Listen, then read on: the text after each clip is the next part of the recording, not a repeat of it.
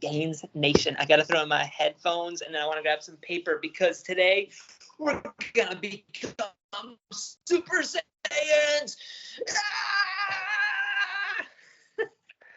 And I'm going to be here just not depressed because the Viking season might be pretty bad this year. So, but I do have my Vikings gear, and it's going to be a great time today, and football is back, baby. The only sport I pretty much watch, so it's like so nice to have football back. Buddy, guess who my my number one pick in my fantasy draft this year was? Probably Justin Jefferson. Yeah, heck yeah, let's go. He is the highest paid ever wide receiver right now, or right? Isn't he? Yeah. Until Jamar Chase gets the deal done. I mean, I don't know. I mean, is Jamar Chase even on his level though? No, I don't think so. But he's like, it sounds like he will not accept the deal if it is not making him the highest paid receiver in the league. That's crazy, and they're both on the same team in college, like same exact year. Can you imagine playing against? Can you imagine? Because what's that? What? No, I said, can you imagine playing against like Justin Jefferson, Jamar Chase, and Joe Burrow at the same time? No, please no. Please God, no. I would just put them on both ends and just be like, good luck defense. Like I wasn't sure if the Vikings were gonna get it done with JJ this year. So like my prayer every night was like, if the Patriots can do anything in the offseason, put like, $40 million like per year deal to JJ. Like I don't even care, like it could just be like David Andrews snapping the ball to Drake May, or even Joe Milton for that point, and I'll just like huck it up to JJ, and I'll just find a way to come down with it. Like 22 receptions a game, like 400 receiving yards. Yeah, and that's how. Yeah, I mean. Oh my God. I'm the only thing I'll say one more thing. I'm only scared about because like Stephon Diggs was in, not to say the same shoes because I think Justin Jefferson's better, but unfortunately it could happen. And all I gotta say is whoever picks up JJ, if we don't pick it up, then that team's gonna be really good. So. Yeah, 100%. You know what is like a sneaky conversation that like it might be happening like in the like the Minnesota market. But what if Sam Darnold looks like a baller? Because he's got Jordan Addison, he's got Justin Jefferson, he's got TJ Hawkinson when he comes back from injury, he's got Aaron Jones as his outlet. Like arguably one of the best wide receiver rooms, or like just like receivers in general, because like Aaron Jones is like a solid receiving running back. So like if he just balls out, like I think he's with you guys for like a 1-year deal. Like you just say like c'est la vie, or like like bring on JJ, or do you say like, oh snap, like we might have just tapped into like Sam Darnold's potential that's like the Jets saw, but they had trash talent, so they're never able to actually like hone in on that potential. And no one is like, I mean, I guess he kind of had a chance in Carolina, but Carolina didn't have anybody. Like I actually don't remember. He might have been with Carolina with Christian McCaffrey, but it's like that was it. That's all the Panthers had. And then he was back up to Brock Purdy last year in San Fran. So that's a fascinating storyline. Yeah. So, I mean, like I said, it's nice, though, because people don't rag on me because they can't call me a bandwagon fan. I was just talking to someone at the gym today, and he's like, you a Bears fan? I'm like, nope, I'm a Vikings fan. He goes, really? I'm like, yep. At least you could tell, like, I'm not a bandwagon fan, and I don't root for just the good teams because we've never won a Super Bowl. So. Yeah. I know, buddy. I know. Man, I'm excited. I'm excited to see the NFC North. I think, unfortunately, the Vikings are probably going to be fourth in the division this year. Sorry, buddy. But it'll be fun. It'll be entertaining. entertaining. Yeah, Comment y'all making fun. comment below what team you're rooting for this year. The only lifting updates, because we could probably get into this, Roman, because I know you got something good today. And the only updates I have is I texted Roman, like, my golfer's elbow is it. So my brother was saying it's not tennis elbow, it's the golfer's elbow, since it's on my inner side of my elbow, not the outside. And yeah, so I'm pretty much unmotivated, not really looking forward to the gym lately. Still staying active, still about the same weight. It's been like 2, 3 weeks where I haven't really been able. It's funny, like I squatted 305 for like 2 or 3 reps the other day. So I still have some pretty good strength. So I'm just doing a bunch of exercises that Dr. Kyle Richmond promotes on his channel. So I'm trying to do a bunch of that stuff. And what kills me the most is like back exercises, bicep exercises, and then like barbell. So I'm probably going to stay away from barbell for a little bit again. And yeah, it's very hard because I'm trying to just pinpoint where it's coming from. But like I said, like I did a set of pull-ups the other day, and I'm like, God dang, that hurts. So I stopped doing pull-ups. So I'm just gonna take a break from it. I did the rower today, some CrossFit stuff. I did under 4 minute, 1,000 meters, so that felt good. And I just got over with like allergies or sickness, so like you could probably tell I'm like sinusy right now, but like I have no idea if it was like allergies or sickness. So so yeah, yes, like the past like couple days, my nose had been like kind of messed up and my eyes were itchy. But like I went to work out at my buddy's house with my brother, and like I was squatting like 250 for reps, like, and it felt fine. So usually when I'm sick, like if I feel weak, so I haven't been able to tell. Like it's just like this weird whatever's going on with the like the being cooler at night. I don't know. Like it was like 60 something degrees the other day, and then like at night it's like been 50. So and then now it's like 87. So um, that's all the lifting update I have. I'm not really motivated. I haven't really been posting much, probably because I'm not really motivated to post much. But I think maybe I'll just start posting the coffee chats, because at least I could put some information out instead of like my lifting videos typically. So that's all I got. Yeah, besides like my funny squat for 305 for reps, and I hit 315 again. So that still feels really good. But unfortunately, like I hate this happening because progression is slowed down.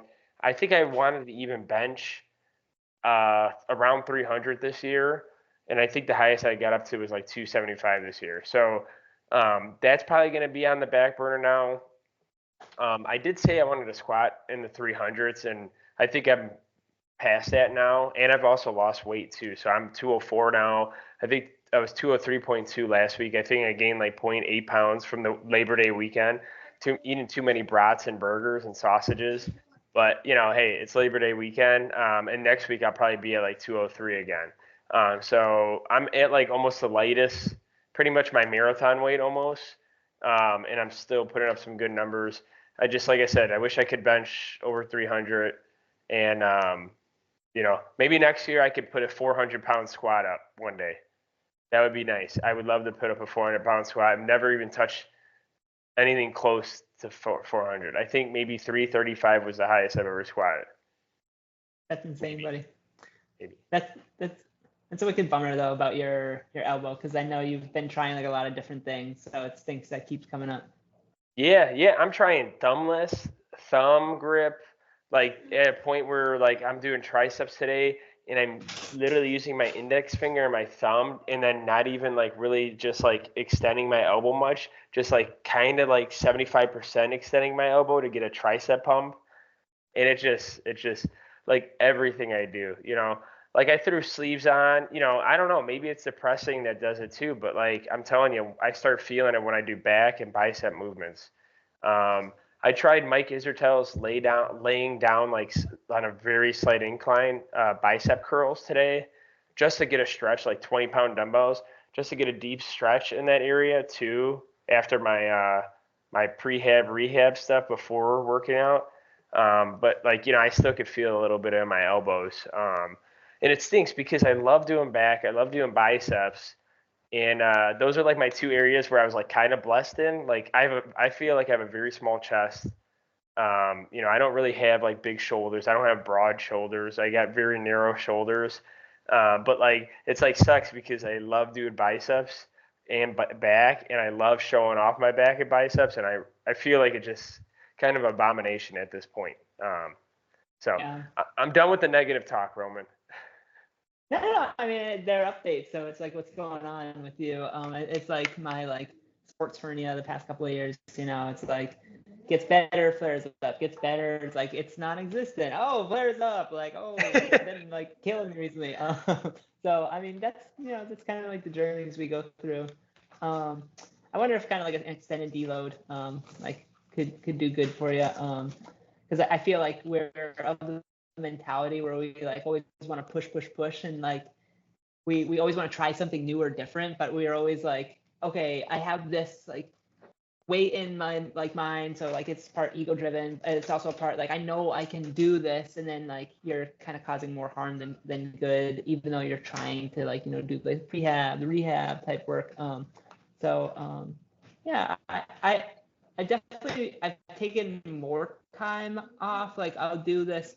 I think I've talked a little bit on the pod about this, but like I'll do like 3 weeks where like I build of accumulation, and then like sometimes I'll take like a whole week off where I won't even go in the gym, and like I get kind of bummed during that week off, but I think like it's really good from a recovery standpoint. So it's like one of those deload paradigms that usually as you become like an intermediate to advanced lifter, like people like tell you to like run the opposite direction of, but like for me, it's been working really, really well, to be honest with you. Sometimes I can get away with like only 3 days off in the week if I'm like itching to get back in the gym. But like a 3-to-1 like deload paradigm has been like quintessential, and I feel like I've made like unbelievable gains recently too. Like I don't know, I just like how things are shaping up. But the reason for the pod today, emergency podcast. No, just kidding. Is I'm going on a little teeny tiny bit of a diet this month, month of September, 2024. It's because he wants to look good for his birthday coming up. Yeah, gotta look good in that birthday suit for my Shay baby. But I think sometime early October, 1st or 2nd, marks 6 years that I've been back in the gym. I had a little bit of like back injury in like 2016. Could have been like a slip disc, could have been like bulging disc type of situation. Never really got it diagnosed. Essentially healed on its own. But I was kind of like dealing with that for the better part of like 18 months.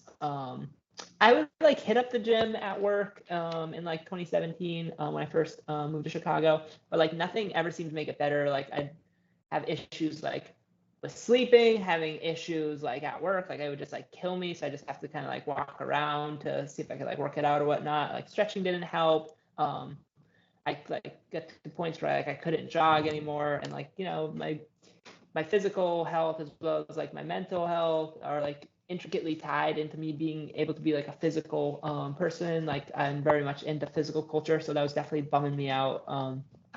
So in October of 2018, I decided to take the leap, spend some money that I usually wouldn't spend to go to like a pretty decent gym.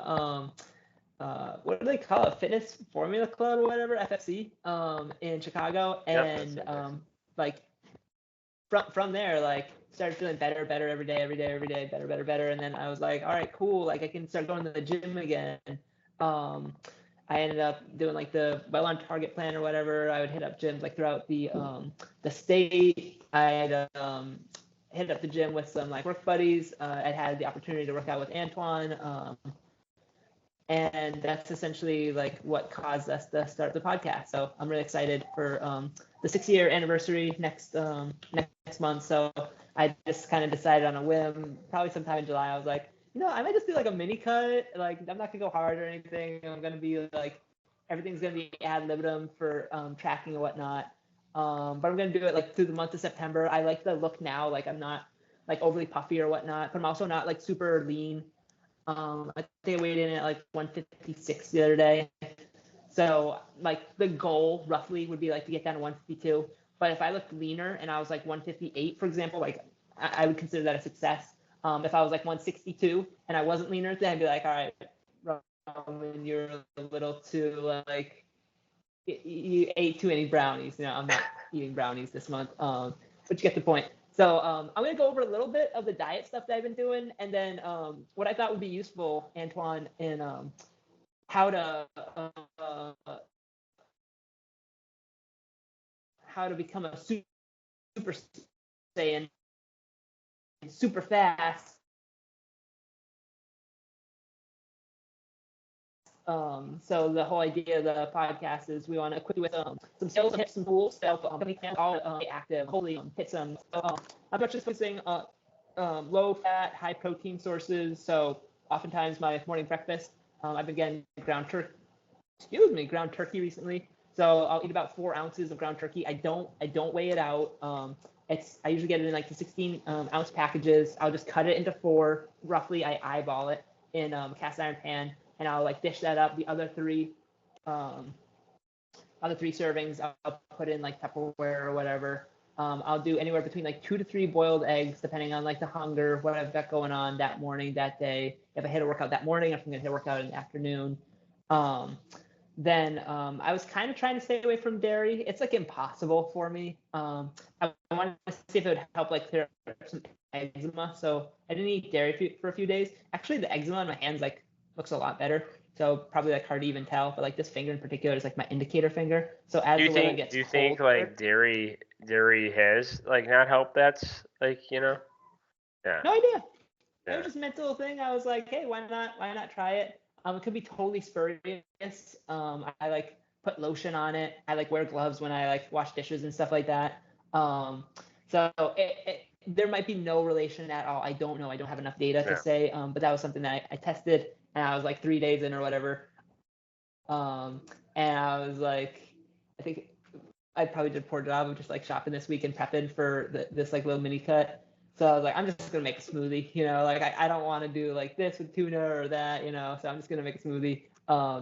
But I did notice that like the couple 2-3 days whatever I had was either like low dairy or no dairy. It did seem to like clear up a little bit. Again, it could be totally spurious. It could be just that like I add a little bit more lotion or was more diligent about my lotion protocol.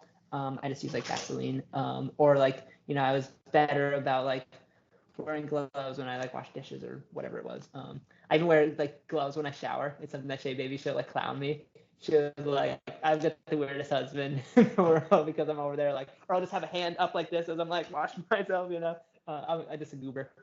I could picture that, like you're wearing the same gloves that my mom wore doing dishes when we were kids. I feel like yep. I bet it's the same gloves too. Because we didn't have a damn dishwasher growing up, so she would have to wear gloves like 24/7 because with the house of 5 people and no dishwasher, like your hands would be just messed up if you did dishes all day. It destroys them, especially depending on like the soap you get too. It's so bad. Well, and also too probably during the winter time. Yeah. The winter is like the temperature sensitivity for eczema is like one of the like the indicators of like a flare up. It's super weird, super wonky. I don't know why it happens, but it just does. Hey Roman, do you mind if I Roman, do you mind if I share my screen real quick? Yeah, let's do it.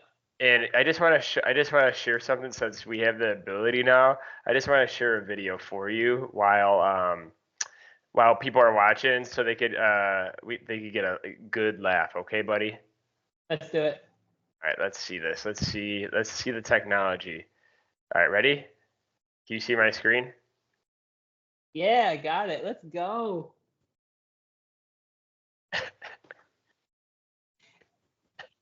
It's so funny because my niece does the same thing. She goes, "You got eczema? Your skin bump up." Yeah. So sorry, Roman. I know it's kind of serious, but I like to see the brighter side of things and joke around. But hopefully, people enjoyed that break. It's so funny because kids are brutal. For those of you that have kids out there, throw in the comment section down below what is the most embarrassing thing that your kids have called out for you. What is it for me? I just do silly stuff all the time. It's probably hard to like embarrass me. Like I wear safety goggles around the house when I'm frying plantains and stuff like that. And like my niece she'll just like die laughing. She'll just be like, Uncle Roman is so silly, you know. I'm a weirdo. But so yeah, usually I'll do like the eggs and the ground turkey for my first meal. For breakfast, I usually do 4 to 5 meals. I will do a smoothie. So what I usually do with my smoothies is I throw, it's usually some sort of frozen fruit like strawberries. I've been getting this like mango, pineapple, strawberry. There's something else in there. Mango, pineapple, strawberry, some other fruit. There's a 4th fruit that's in there. So I've been going with that recently. 1 banana typically. Scoop of sun butter, which is probably more than 2 more than 2 tablespoons usually. And the recommended serving is 2. But I'll be like, oh yeah, this is only 2 tablespoons. Wink, wink. And I'll take like another spoonful. And then Greek yogurt and low-fat chocolate milk. So the concession I made for this quote-unquote mini cut is I just leave the sun butter out. For the macros, it's mostly just fat. To be honest with you, it's got like 6 grams of protein per 2 tablespoons, but it's not worth it. The like the overall caloric intake from a cutting perspective, I love the flavor. So if I'm like maintaining, I'm usually fairly active during the day, or I'm bulking. I'm like, give me that sun butter because I unfortunately have like the peanut and tree nut allergy. But for the cutting, I take that out. My 3rd meal will usually be leftovers, some form of leftovers we have. So it'll be like usually chicken. It could be steak, for example, and like a modest portion of a carbohydrate, especially if I'm going to work out in the afternoon. That's when I'll really like try to load in the carbohydrate. So I might take like a roughly, again, I eyeball. I don't weigh it and whatnot. If you want to weigh it, that's totally fine. I just am like, I'm like a jitterbug. So I'm always like, oh, I gotta do this. Oh, I gotta do this. And like, even when I don't have to do it, I think that I have to do it. Like that's just my personality. It might be like a cup of rice, for example, and then like my protein, which I eyeball to be about like 4 to 6-ish, maybe a little bit more, of like, chicken steak, for example.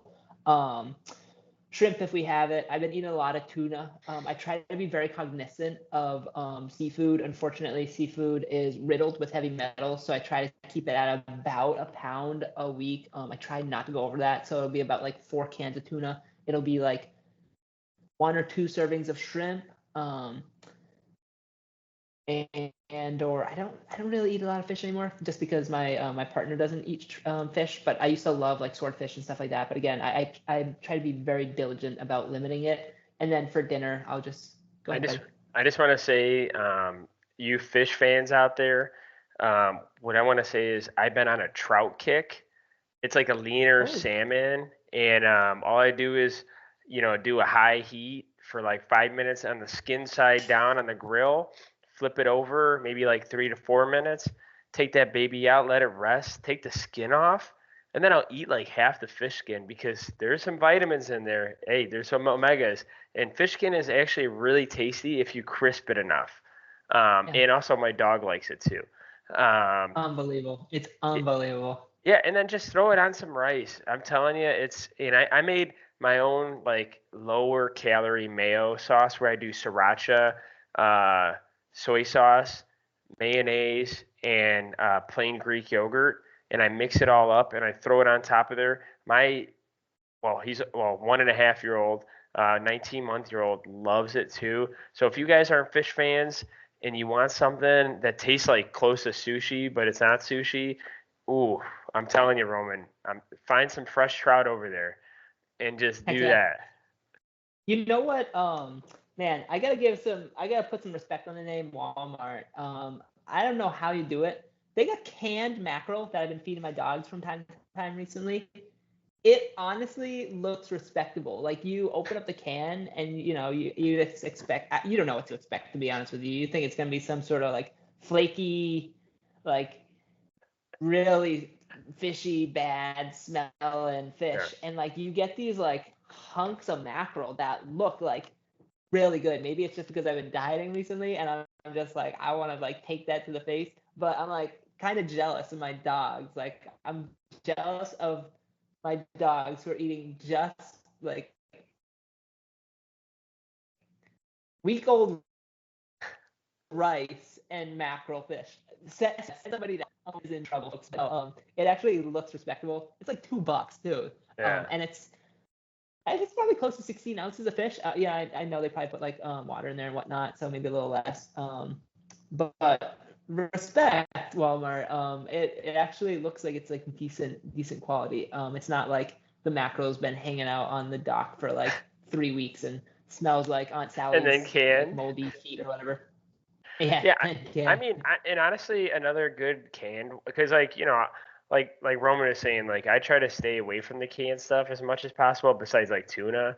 But like another canned fish that I think is really good that people should just sardines. Like get the flavored ones. Like don't get like the plain sardines.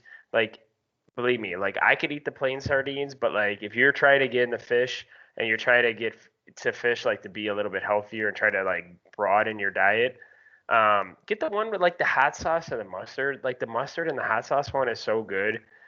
It's not as spicy, but if you're not a fan of spices, do the mustard one. The mustard one's yummy.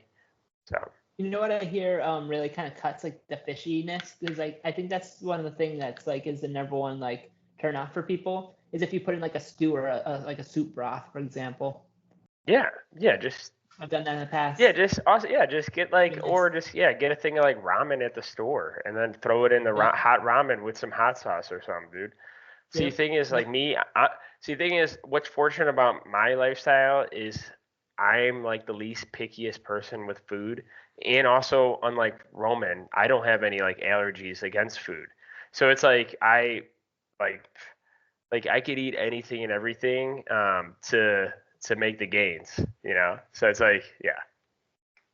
No, I mean, you know, you just have to be cognizant of it, right? But it's like there's a lot of other foods that I don't like restrict myself to, which is really nice because I don't often feel like I'm restricted.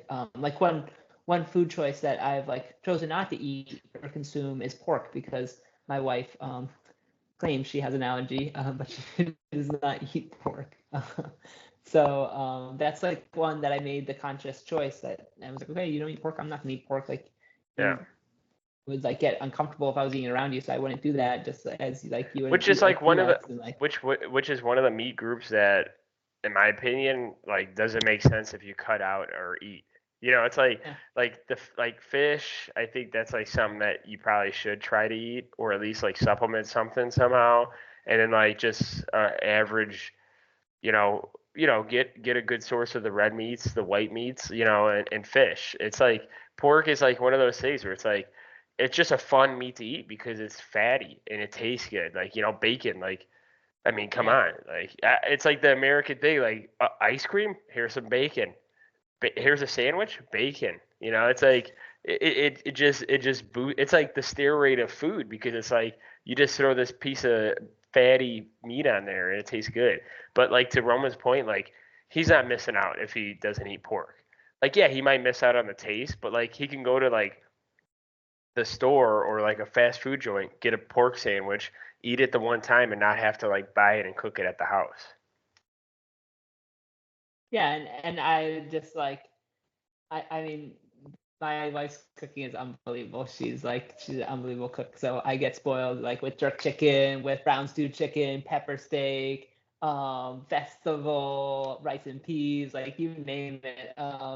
So I'm like, hey, this is I don't mind making this concession. Like, it takes a lot for me to make this decision, but anything for you, honey. So no skin off my back. But I wanted to pivot and chat a little bit about resistance exercise training during a cutting phase, in particular a short cutting phase where we're really trying to like maximize gains. Like, can we gain a ton of muscle in a short period of time? Probably not. Is there a little bit of like remodeling that can happen? Maybe for someone of my like lifting experience, is it possible? Yeah, but I wouldn't like expect me to go from like tiny shoulder slim to like boulder shoulders or something along those lines. So what are some like practical pieces of advice that you'd give somebody in my situation where I'm just a lowly Saiyan, but I'm like working up to like become a Super Saiyan and defeat Frieza at the end of the month, buddy? Yeah, I think what you're doing is great. I think just adding resistance, adding quality reps, sets, and then honestly, the 3-to-1 ratio you're telling me, that's like a good, I think, idea for myself to try to do something like that and see if that works for me. And like you said, you can't, with your years of lifting, you can't expect to be like chiseled by just like losing 10 pounds fast. You got to go slow, you gotta be active, and then you just gotta be, creative. Like it's not gonna be that hard. And once you're going nice and slow, you cut things back, and then you do the results, like record and measure. And you said you weren't gonna track that much, so it's like, okay, let's track body weight and how you're looking with photos and how you're feeling, right? Because it's like another gosh, I hate Greg Doucette, but I'll preach one of his things he said. Like, if you're feeling, like, when you're doing a cut, you're supposed to be looking good and feeling good. So if you did a cut and you went too hard and you lost like 2 pounds in a week, and then all of a sudden, like, you're moody, you don't have energy, you're stressed, you're not hitting your lifts, then you went too hard. And if you kept going on that path, then like a mini cut turns into like a terrible cut where you have to rebound and then gain that fat back. You're not going to gain the muscle back. You're going to gain the fat back. So I guess shout out to Greg Doucette for the one good piece of advice. Sometimes going harder every time does not work. No, that's a really good point too. That it's like the other day I had a headache like going to the gym. I was like, I'm just gonna muscle through it. I was also kind of like strapped for time, so I was looking at it, I was like, all right, I'm in like a caloric deficit. Like at least I think that I am, so I don't have the availability of the fuel. Blah blah blah. Why don't I just like I'll skip this compound exercise and I'll do like the single joint movement. So I did like extensions, I did some ham curls, I did some calf raises. I like looked at the time and I was like, well, I mean that was pretty suboptimal, but I'm glad I like got to the gym. I hit something, and like I wasn't able to like put in like the levels of exertion, just like with the headache and whatnot, and I just ended up leaving the gym early. But like for me, like it's okay in that situation where it's like I don't feel super great. Like I tried to like add in a little bit more carbs. I think I got like a vitamin water or something along those lines. I was like, oh, maybe, like I need like a little bump or something. Um, Hey and now. it just didn't work. Could have been stress from the day, like who knows what it was. But I got to the point where it was like, this isn't working. I did a little bit of quads, a little bit of like hamstring work, a little bit of calves. Like I'm just gonna like wrap it up, a quick stretch and like call it a day. So that's okay. My big like piece of advice would be try and focus on some high rep type work. Don't try to like I wouldn't do like a 5x5 if you're cutting, especially if it's like a mini cut, and you're trying to dig deep. So I'd say, try and be in that like higher rep range, whatever that means for you. Recently for like delts, for example, for like lateral raises, I might be doing like 15s for like 27 reps, and like that burn is otherworldly. I did 17 and a half the other day for like 18. I can do 20 for probably like 12, but if I'm looking at the alternatives, I'd much rather spend a little bit more time, right? Because we have to think about the time trade-off. I'd rather spend a little bit more time with the lower weight, higher reps, get that killer burn, and be like, yeah, I prefer this burn as opposed to like getting to the end of the rep range that I'm trying to hit with like higher weight. And then being like, yeah, I kind of have a pump, but I kind of don't.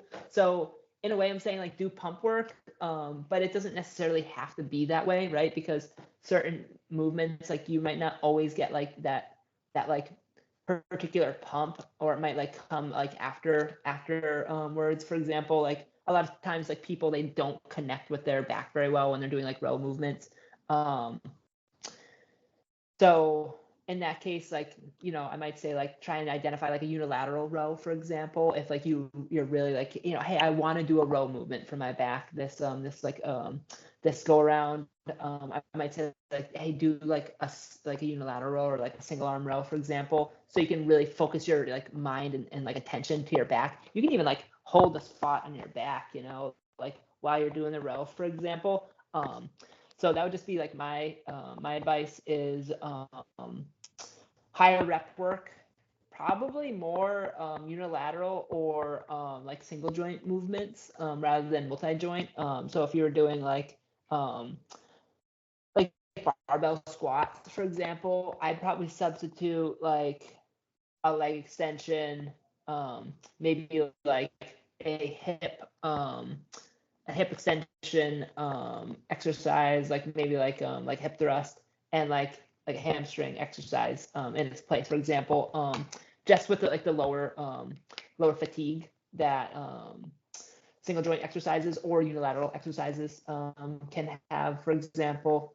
And then I really like what you said about the creative piece. So one of like the bits that I've gotten to be more creative recently is I have a workout partner that I work out with from time to time, and he's been having like really bad tennis elbow. So we'll do arms, and I essentially like tasked him with like, hey, when you're doing tricep pull downs, try and finish with unilateral. So we do a lot of like two arm work, but I have him finish with one arm, and it's essentially like a test to see like what does the strength look like from side to side, for example. So I really like the creativity piece that you brought up, buddy.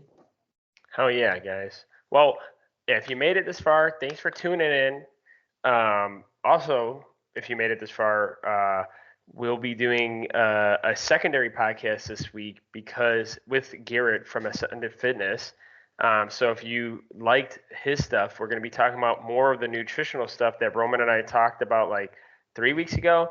And because we haven't released some, so we owe you some podcasts, guys. But thanks for tuning in. Please like, comment, subscribe. We'll see you the next one. Peace.